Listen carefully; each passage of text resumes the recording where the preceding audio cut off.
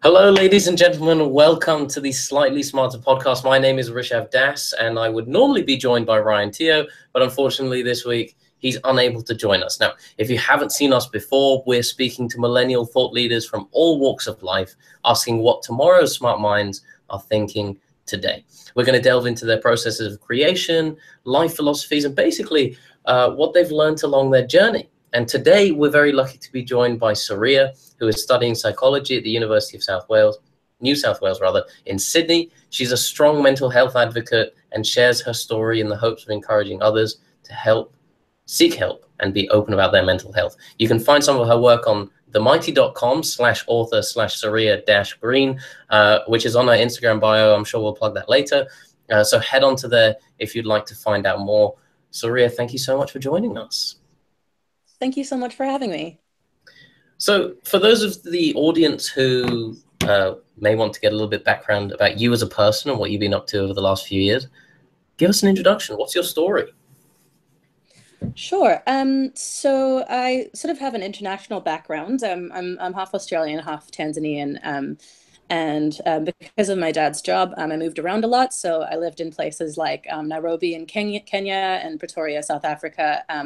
And eventually moved to Singapore and lived there for a couple of years, which is how I know you, Rishav. And just 3 years ago, I settled in Sydney to study psychology at the Uni of New South Wales, like you mentioned. Yeah, I've been here ever since. Yeah, I mean, this is complete honesty with the audience, the second time we're trying this call because the first time my mic messed up. So, Saria, once again, why psychology? What is it about the subject that interested you so much? I just found the study of human behavior so fascinating just because, people are everywhere and we are also people. So it just informs so much about the world and about our experiences. And sort of on top of that, I sort of developed this passion for mental health and mental health advocacy, just sort of from my own experiences and those of the people around me as well. And I just really wanted to um, use my experiences to help other people. So I decided that I wanted to study psychology and go on to register as a clinical psychologist so that I could work with people with mental health issues one-on-one. And that was a big driver for my choice to study psychology as well. Absolutely. And psychology is so fascinating because it does basically lay the foundation for everything that we do. Exactly. And, I've occasionally read books about psychology on the side, and every day that I read them, I wish I'd studied more about them at school or at uni. And I think it is so important for us as young people to understand more about ourselves. Absolutely.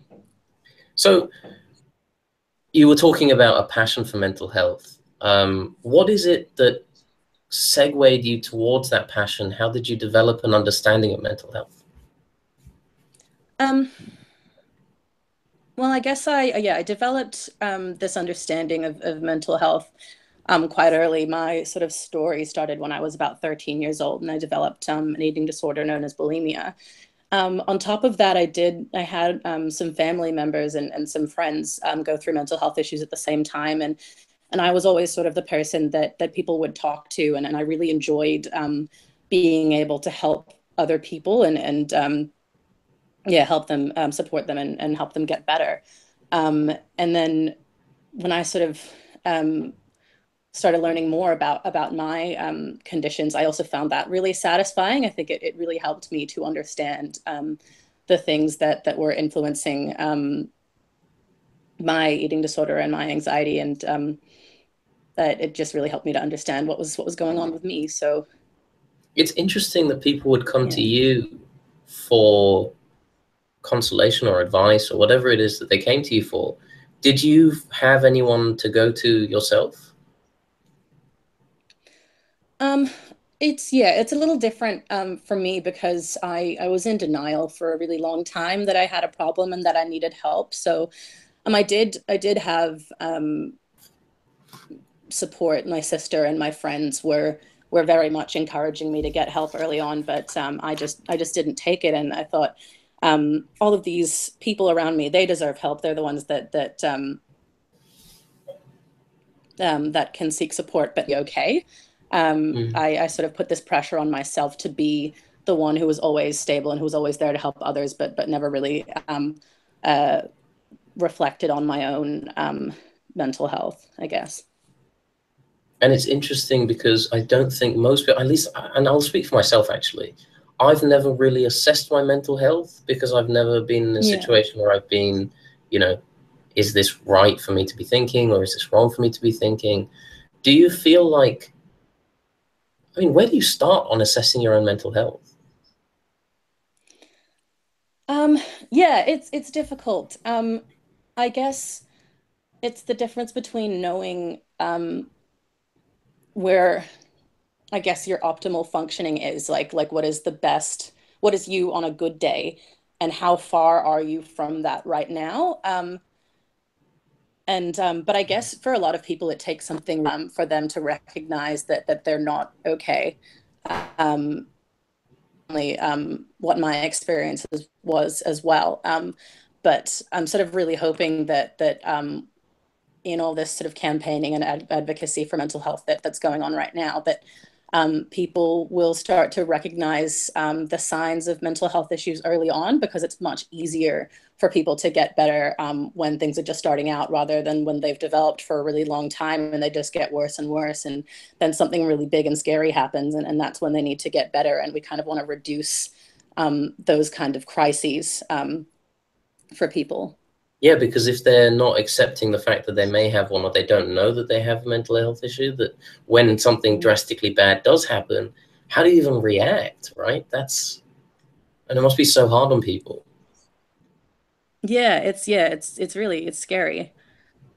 And so it's interesting the kind of generational changes. You were talking about the fact that we need to be educating people now, and it's good that people are being educated today because the more education's out there, the more we can get to it quicker. Especially since we're in a generation which has access to all of this information on our phones. Do you think that there is Mhm. a tie between our, well, some would word it and term it as an addiction to technology, an addiction to our devices? Do you think that that is to some degree um, a causation of certain mental health issues? Um, yeah, it's hard to say actually, because all these online resources that people have really quick access to are actually really um, really helpful. But I guess the biggest issue is that even though we feel more socially connected, right? We can have 900 friends on Facebook and however many followers on Instagram, but that actually is reducing our sort of the number of quality social interactions that we're getting. And people, there are studies showing that people who spend more time on social media do feel more socially lonely, and you know that loneliness and isolation can lead to things like depression. But at the same time, using those online forums to actually talk to people and have real conversations can also be really helpful. So I guess it depends on how you use those resources. But Yeah, absolutely. And I was reading, I was reading yeah, this article. So basically, they were saying that um, in 2015, there were fewer 12th graders going out than there were 8th graders in 2009.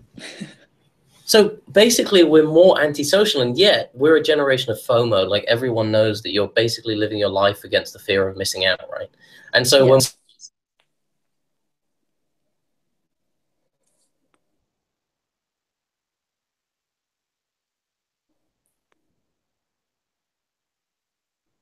yeah, yes, I can. okay, wonderful. Yeah, I was just saying, we're taking pictures here and pictures there to try and show that we're being more social, but truly, like authentic conversations may not really exist that much anymore. Exactly. Yeah. And with sort of like posting photos and posting about our achievements and stuff like that, you sort of you get the highlights reel of everyone else's life, and you feel like everyone else is doing great, and you are not achieving much, or you're having so many bad days and whatever else. And it can be really damaging to sort of compare yourself to other people in that way, when really what we're getting is an artificial representation of other people's lives. Yeah, and what's interesting is that's what our parents tell us all the time.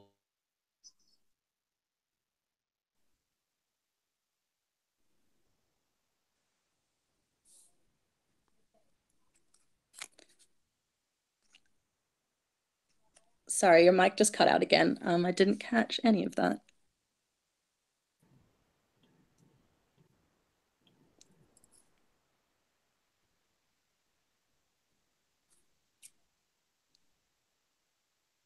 No.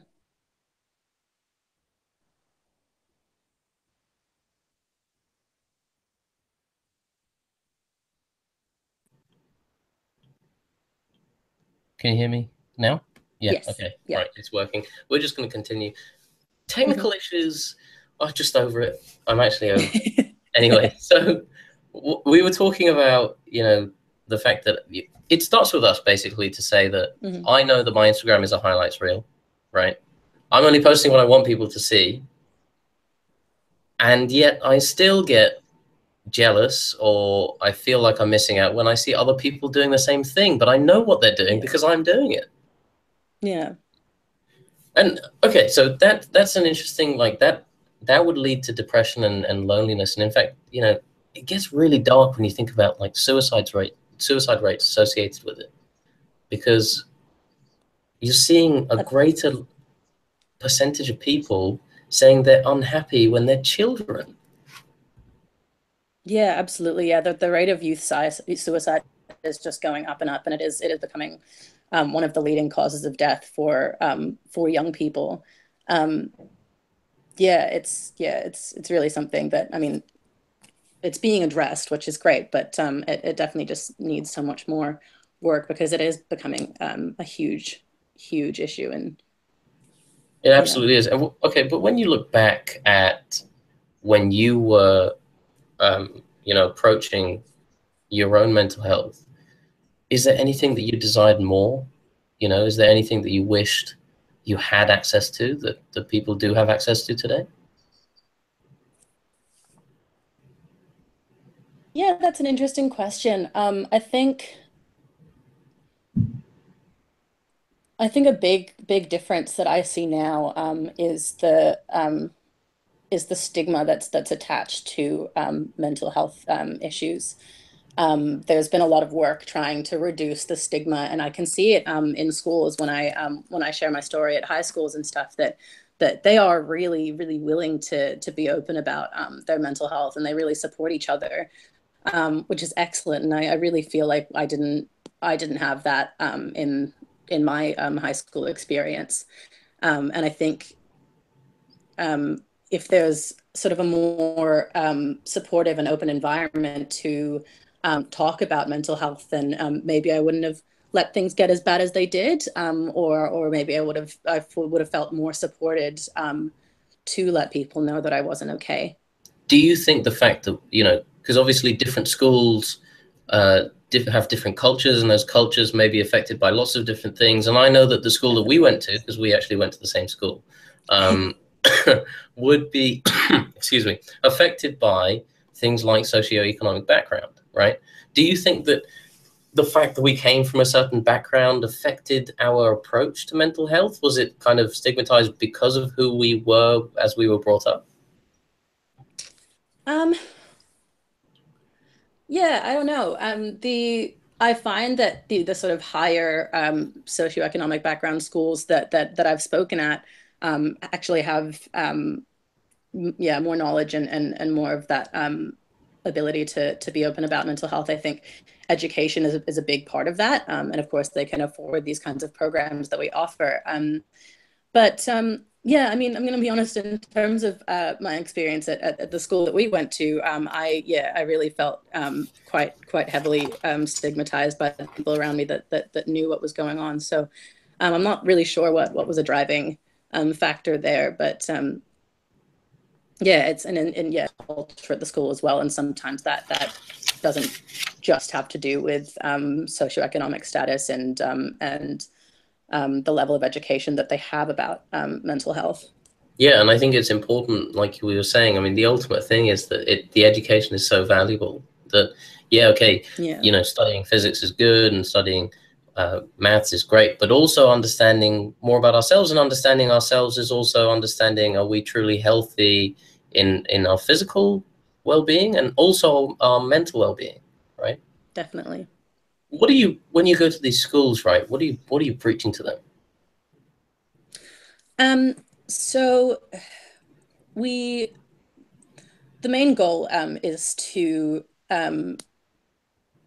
I guess their slogan is to smash the stigma about mental health and talk about the elephant in the room, which of course is mental health. Mm-hmm.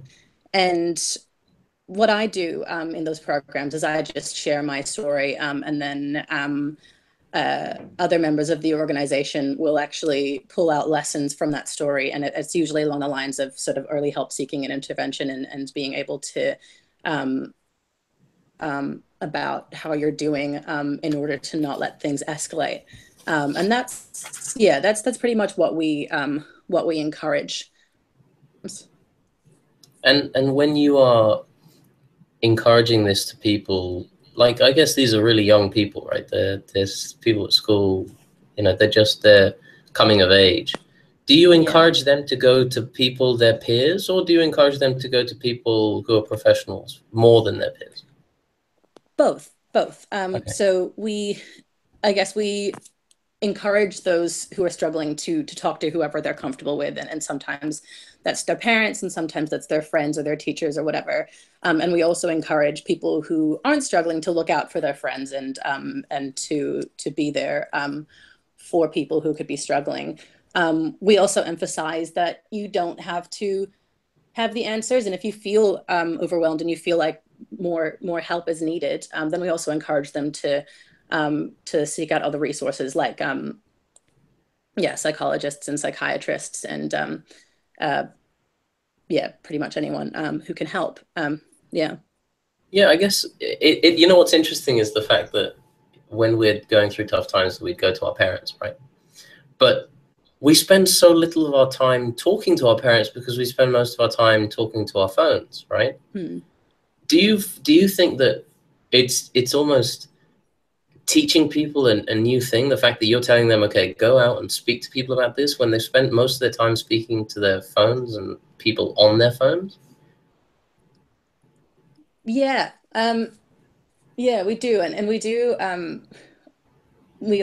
sort of mention that, when you're trying to have a conversation with them, sort of put your phone down, and give them all of your attention, because that sort of active listening is really what is really helpful to a lot of people. Like sometimes people just need to be heard when they're talking about how they're doing. So Definitely. And you know yeah, what? It's like you'll put your phone down on the desk when you're chatting to someone, and then suddenly their phone will go off, right? And then you're maintaining eye contact with them because that's what you've been told to do, right? Maintaining eye contact, good conversation. Then their eye contact is going to go to their phone, and then you feel let down, right? yeah, Because then no absolutely. longer You am can I see getting their the person. attention fall away from you, and it really, it just, Exactly. Yeah. yeah, it can definitely close you off. And yeah, unfortunately, some people sort of have negative experiences with those conversations, and then just think, well, I can't talk to anyone. I'm totally alone. And that's, that's really dangerous thinking. So yeah. Did you ever go through that idea that you were totally alone? Yes. Yeah. Yeah, I guess I had some negative reactions to like when I was trying to talk to people and ask for help. I guess, yeah, there's a lot of misunderstanding about eating disorders. So I guess early on, when I was trying to tell people what was going on, they would say stuff like, "Oh, that's disgusting," or like, "Why don't you go for a run instead?" And I just felt really misunderstood, and I was like, "Right, you don't understand. I can't talk to you." Um, So that's it. That's actually and interesting. So people didn't even clock what you were really trying to say. No, and it yeah, it once again just comes back to education. Just yeah, a lot of people don't know what is and isn't helpful to say. And when you were going through these phases, did you like try to make an effort to explain to people what was it, or did you just tell them and then if they didn't react positively, then you were like, okay, you're the wrong person to come to? Um, I guess it just depended on how resilient I was feeling, I guess. I think if I was really, really down and tired, and I sort of reached a point when I was just really tired of explaining myself. And so some conversations I would give up on, and others I would try to explain and say, no, it's not about that. It's about how I feel about myself, and I feel like I can't cope with this stress, and that certainly did help people to understand. But yeah, I think a lot of the time I was just shut down and felt like I couldn't talk to anyone. You know, I was like, and this reminds me of something. I was reading part of a book, and it said within that, in a chapter, that the worst thing that you can say to someone is, "I know how you feel," because you will never Yeah, really know how anyone feels about anything, because you can go through absolutely. exactly the same thing, you know, be basically the same kind of person, and yet you're going to have a completely different experience just because of the way you look at it. Do you Absolutely. feel like when someone says, you know, I know how you feel, that it just puts down everything that you felt? Um, Not necessarily. I like to feel like people are understanding me, or at least trying to understand me. Um, yeah, that said, sometimes I definitely feel like people are sort of marginalizing my experience by saying things like that. So yeah. Yeah, I mean, you know, okay, let's take a little bit of a detour on the conversation. But before the call, we were talking about how, you know, technology companies like Facebook are targeting certain adverts to consumers depending on how they might be feeling, depending on their internet behavior. So the fact that we can know when a young person is in need of a confidence boost, and we can target adverts to them. Do you think that that kind of insane level of detail in the way that we track human behavior based on what they do online, it's got to have a good and bad side? Where are you seeing this? Are you seeing, I mean, let's go through it. What are the good sides, Um,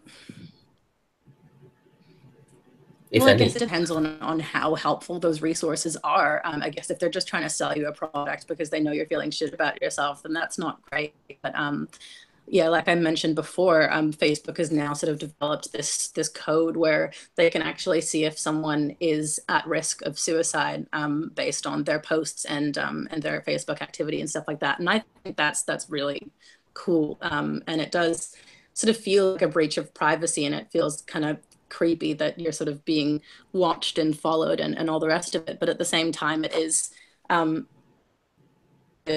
to um, target those who may be at risk to themselves or to other people, and to hopefully get them help before anything too bad happens. So I think it does have its benefits. It just depends on how it's used and the intention behind it. Yeah, I mean, you had that whole scandal in the US with the NSA, how they were Mm. listening to everything that you were doing, and then they would basically say we're doing it because we want to make sure that we're, you know, surveying terrorists to a degree where we're satisfied with the fact that the safety of the American people is in our hands, right? Do Mm. you what do you feel like your take on it is? Would you rather give up your rights in that scenario in order to, you know, feel safe? Just put it in the context of the NSA situation, right? Would you rather give up your rights to feel safe, or would you say, no, I don't want you to listen to my conversations or read my texts? Yeah, I think I would much rather have my conversations and my life online and on the phone and stuff be private.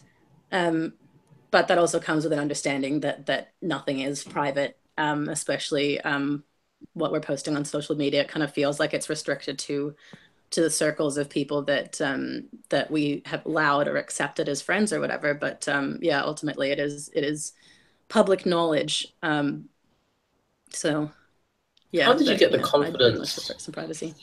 Yeah, of Sorry. course. And how did you get the confidence to be able to say, um, you know, I'm willing to go out there and talk about what I've been through? When did that turning point occur for you?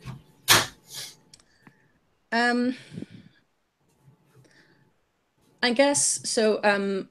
I'll just go into a little bit more about my experiences. So my eating disorder sort of escalated to a point where when I was about 18, I collapsed in a shopping mall, and I was hospitalized for sort of severe dehydration and malnutrition. And that was a really low point for me that I never really saw myself in. And it was really scary, but it's what motivated me to get better. Um, and I think with that came this, I don't want anyone else to have to go through this kind of mentality. Hmm.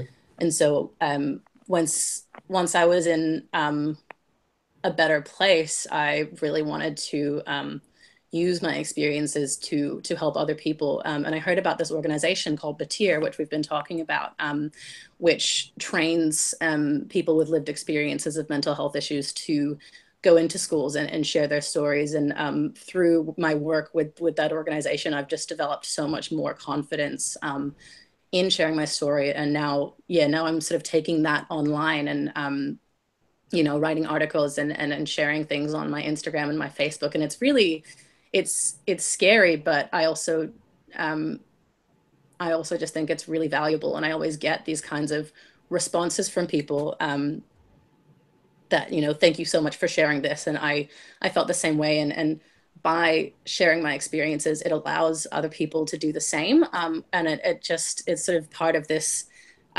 creating an environment where people can be open about their mental health. And I think I'm really proud to be a part of that. Yeah, and congratulations to you for that, because it is also, funnily enough, the way that I did actually contact you, because Yeah. it was out of appreciation for the fact that you're doing amazing stuff for talking about it. And do you think that, obviously you're talking about it now, you've grown that confidence to be able to talk about it too. Do you think it's important for everyone who's been through this, or a lot of people who've been through this? Is it important for them to talk about it too, or can you get through all of this by, being within the shell that you wish to be in? Um, it's it's important for people to talk about or share their stories if they're comfortable. Um, Hmm. it really just depends because some people um, will sort of go through these experiences and um, recover and will just kind of let that be their experience and they can share it with their close circle or whoever they're comfortable with. But yeah, it takes a lot to be public about it, and you sort of open yourself up to a lot of scrutiny and a lot of anxiety. And so it really just depends on how comfortable you are sharing it. And I get a lot of satisfaction from sharing my story, but that's not everyone's experience. So but in general, I think it's important for people to be open about it, just to the extent that they're comfortable, I guess. Absolutely. Do you fear, though, what people might say?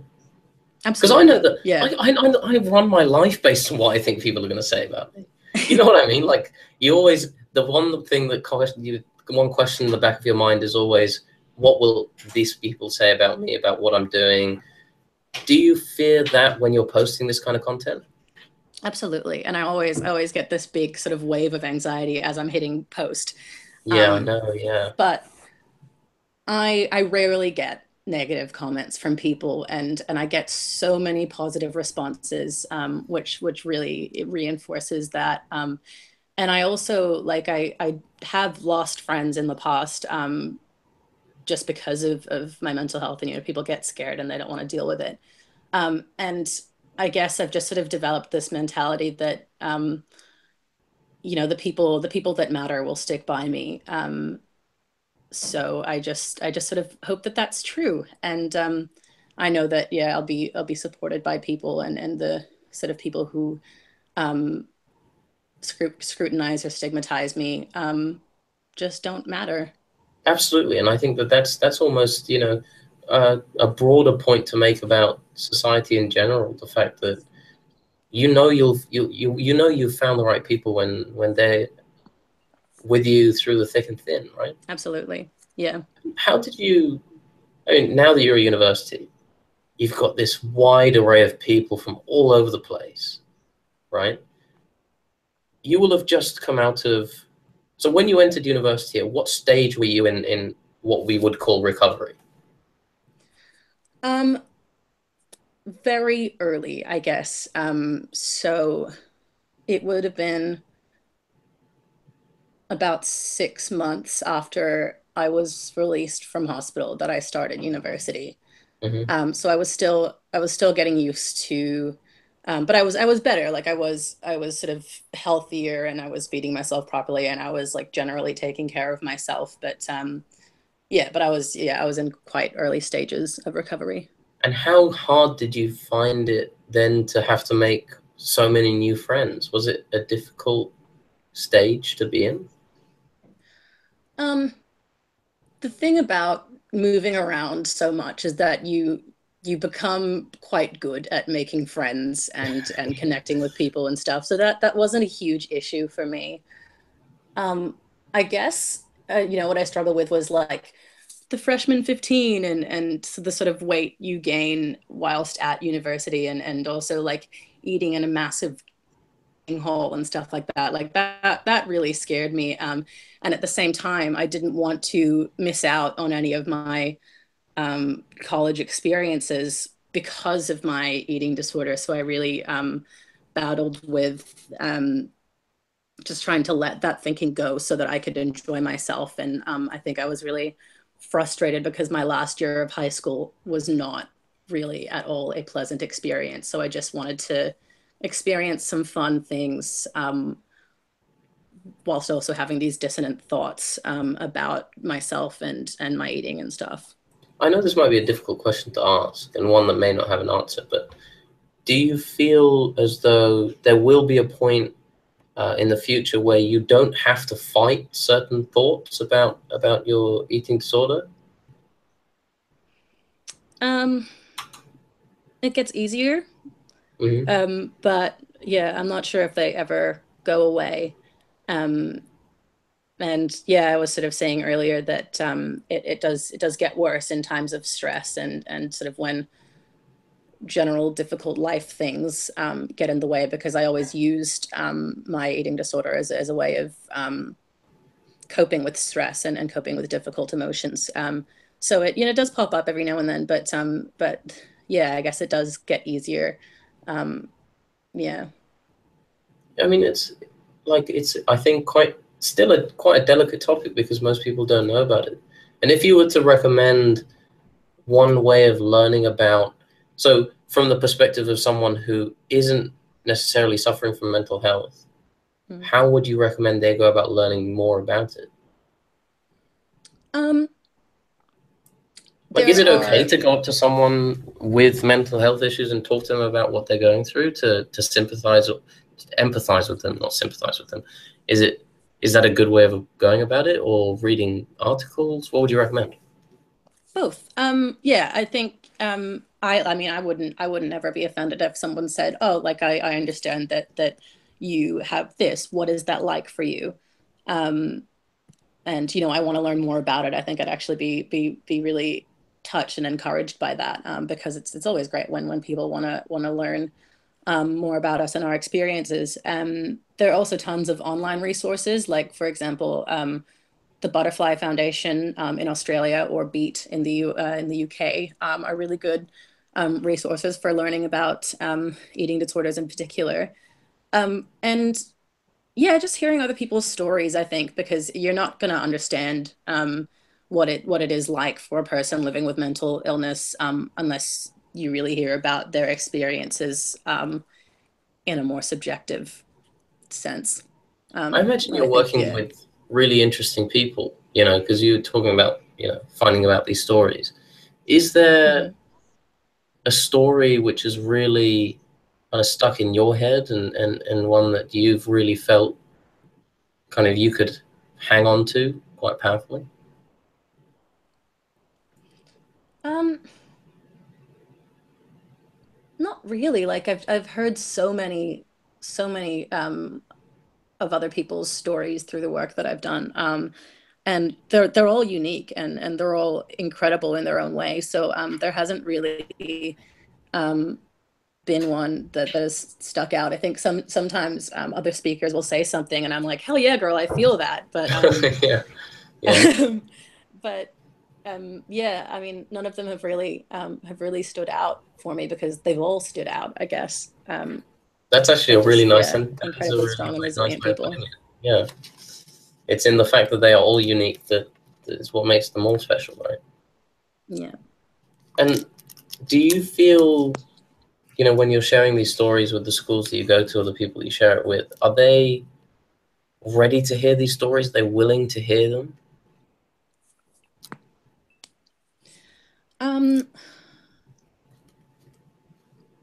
yeah, I think, well, I actually a lot of the time I just feel this silence when I'm speaking. And it really feels like they are um really um shocked or intrigued or something, but a lot of them are really willing to learn um, from the stories that they hear. And unfortunately, sometimes people do get upset. And I've had people sort of walk out while I'm speaking, and that's fine. Because it just means that it's too much for them at that stage, and it may also draw attention to some issues that they may be facing. Which means that they can sort of get some support. So Yeah, I yeah, mean, it must be, especially for young people, quite a drastic change in their thought process to have someone like you could come in, talk to them about it, and then suddenly open the door to something they've never really thought about. yeah. Do you do you feel like you wish you had that at school? Someone come in, because we used to have drug talks, right? We'd have people come in, talk about their experiences with drugs, and then With you'd kind drugs, of yeah, isolate those people because you'd be like, wow, imagine what they've gone through, because we'd have ex meth addicts come in, right? yeah, And they will have gone through crazy, crazy stories, and they talk to yeah. you about it, but you'd kind of be distant from it because you'd say, well, yeah, I mean, you've gone through that, but I could just never imagine going through that. I'd never do that to myself, or I'd never I'd never go there, never do that, never be in that Will never let it get scenario. that bad, kind of stuff. Yeah. But then it's kind of distancing yourself from something that might actually happen to you in the case of mental health, right? Because it's not like, okay, here's actually an interesting question. Is it it's not something you can ever stop, right? This is something that this is it, I mean, where does this stem from? These issues? Um. Well, God, yeah. They're it's they stem from genetics and experiences and imbalances in our brain chemistry, and there are so many factors that can contribute to the development of a mental health disorder. And there's a debate about whether we're finding more and more cases of mental health issues because people are talking about it more openly, or just because the rates of mental health issues is actually rising. um yeah, so Yeah, I because when don't someone know. takes when someone takes meth, for example, that's a choice. Like, you have decided to do that, right? Yeah. Whereas I guess with mental health, it's not, you can't decide to have that. And I think that's the No, mistake I think a lot of people do make in their minds, is if you can just switch it off. Presumably you can't just switch it off, especially if it's genetic. You can't just definitely. stop thinking about it. Yeah. Yeah, And did you ever absolutely. think, I mean, you can try, I guess, to balance your thought better, but I mean, I guess it's just persistent, right? Yeah. But talking about it helps. Is I guess the end is the point, right? Yes. It certainly does. um yeah, and sort of going back to your earlier question about sort of whether I would have liked having those kind of programs at my school. Definitely. And that's sort of part of why I do what I do, because I think, what if there's a little me sitting in the audience Mhm. that really needs to hear this?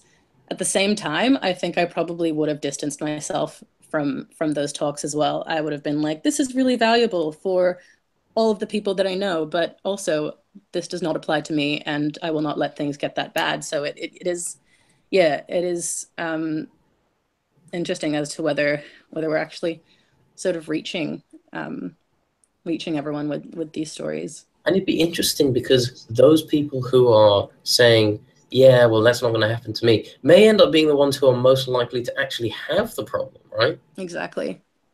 Because they're just in, like you said, you went through a phase of denial that they would also be going through denial. Yeah. Is there a way that you guys use to try and tackle that? Like, how do you make someone who is in denial ready to accept? Because for you, I guess, like you were saying in your story, it was a matter of just a drastic. I mean, you were hospitalized, right? Yeah. That's what really clicked for you. Yeah. But I mean, we can't let every kid go through such a scenario because it'd be shocking for them, right? Exactly. And then, I was lucky in the sense that, that I'm still here today. And for a lot of people, that's not necessarily the case. So we really, yeah, we want to make sure that that people aren't really reaching that crisis point and they're sort of getting help and realizing that they need help earlier. And yeah, that's still something that we're working towards in sort of encouraging these conversations. And I guess it makes you realize the fragility of life in itself, right? Because it is these things that can just completely change everything about your life. Yeah, exactly. Do you feel like you've changed certain philosophies within the way that you lead yourself as a result of what you've gone through? Yeah, definitely. I really feel like I have changed. Well, I guess the biggest thing for me was that I sort of, um, like I was saying, put this pressure on myself to um, never talk about my struggles and always sort of pretend to be okay so that I could support other people. And now I sort of realize that I'm better at supporting other people when I'm also looking after myself. So a big change for me has just been being more open about my experiences and my mental health. And that's it's hard because sometimes like that um, I do get scared of how people will react to me. And also, I just sometimes I feel like I'm letting myself down, and maybe I should just deal with things on my own. Hmm. But I know that doesn't work. Um, so yeah, that's probably been the biggest change for me. Yeah, and so we talked about kind of how you've approached schools and how schools should approach this idea. What about the workforce? Do you fear or do you look forward to going into a newer workforce? I mean, this is a workforce that has been educated about this stuff, I'm sure. Mm. But do you feel like they are ready to accept it? Um, as in Like when you go into sort a of mental job, health in the right? workforce in general, or Exactly. sort of Yeah. in my okay. Um, And then yourself. yeah. There's well, I guess it's different for me because I'm entering a workforce that is dedicated to mental health. So Right. I think I would feel really comfortable there talking about my experiences. But yeah, I think there still needs to be a lot of attention and work done in the workforce because yeah, people are struggling and it's it's harder, I guess, to find that support because at schools it's everywhere. They constantly have school counselors and sort of head of years and all sort of pastoral care kind of people that are looking out for you. But once you're in the workforce, you're on your own. Um, and Yeah, I yeah, guess I think maybe there something to definitely does implement need. would be like a almost counseling team for the workforce, right? Yeah, and I know some workforces do have support services available. Some employers will offer and pay for counseling. Um, but once again, I think it's just people are worried about coming coming out, I guess, with their mental health issues and yeah, I think there was a study done it, and the majority of employers would not hire someone if they knew they had a significant mental health issue, and that's a problem. Because then people are like, well, I'm not going to get a job, or I won't be able to keep my job if I open up about this. So yeah, it's hard. Which is a crazy dangerous situation to be in, right? If they don't have the confidence to come out, then they're only gonna, it's only like presumably will become worse, and Absolutely. will end up affecting the Yeah. performance of the company anyway. Yeah. So yeah, I mean, we've covered some interesting stuff, and I think we will definitely sit down again in the future, because I'd be keen to understand more about how your students are. I mean, okay, actually, before we sum it up, Mhm. what would you like to do when you say, that you wanted to become a clinical psychologist? What is Yeah. your aim in life? Big question, but God, that's big. Um, yeah, my aim in life is to help people. So I guess when I say I want to be a clinical psychologist, I want to work one-on-one with people who are struggling. I'm looking to specialize in eating disorders, in particular, because I think they do need a lot more work and a lot more awareness and a lot more education. And also people in the field who understand eating disorders, because they are very difficult to understand unless you've sort of been through them. So that's the plan. when Um, when you yeah. have situations like, so in medicine, for example, you have a lot of computerized programs and algorithms that are able to help people um, diagnose themselves almost, right, and provide them with the right information as to when they have certain illnesses or whatever. Do you think that um, you your desires as a patient of someone, as a patient with mental health issues, do you think that some of those desires could be fulfilled by computers? Like, do you need to interact with a person to be able to diagnose exactly what's going on? Um,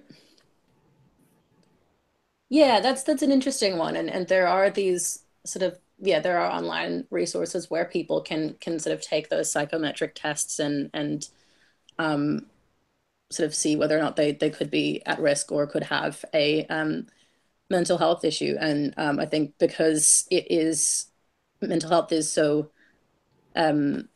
like mental health disorders are sort of based on the subjective experience of the sufferer, um, that I guess people can self-diagnose, but it's yeah, as clinical psychologists, we have the training and the knowledge to diagnose people correctly, and I think that's really important. And misdiagnosis happens in the psych world in the same way that it happens in the medical world. So yeah, I think it is still important to have those one-on-one assessments, despite those assessments being available online. Yeah, and obviously when you're online, the question of trustworthiness is always a big one. Yeah, Because what can you really believe? yeah, But exactly. yeah, I mean, thank you very much for joining me. Yeah, thanks once again for having me and for contacting me. Yeah, I've it's been an really absolute enjoyed pleasure. this. Yeah, absolutely, and I'm sure we'll do this again at some point, and speak more about your journey and how, whether or not you're a little bit further down that road. Um, Yeah. but yeah, I mean, I asked you a pretty big question, so at least you had an answer to it. Um, but yeah, thank you very much for joining us.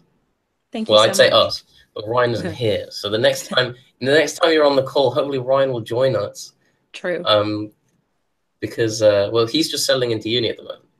Righto. He's just joined Northwestern, and he is getting into the whole Freshers Week, all of Ah, that been stuff. there. Yeah, Yeah, I know been what there, that's done like.